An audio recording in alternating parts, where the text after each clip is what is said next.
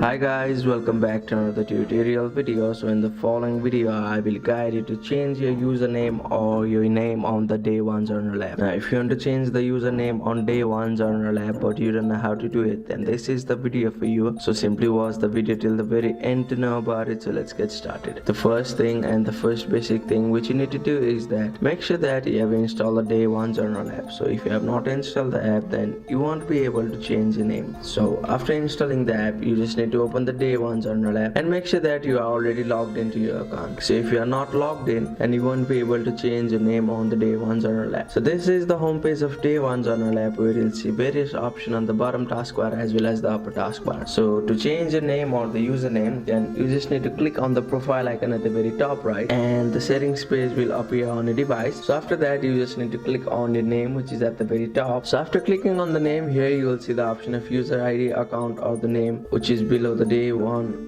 account information. So click on your name and a keyboard will appear like this. So you may simply change your name from here, and you may click on the option of save at the very top right. So after doing all of it, you'll be able to save or change the name on your day one journal app. So that's it. Thank you for watching the video. Please don't forget to like the video and subscribe to our channel. Thank you.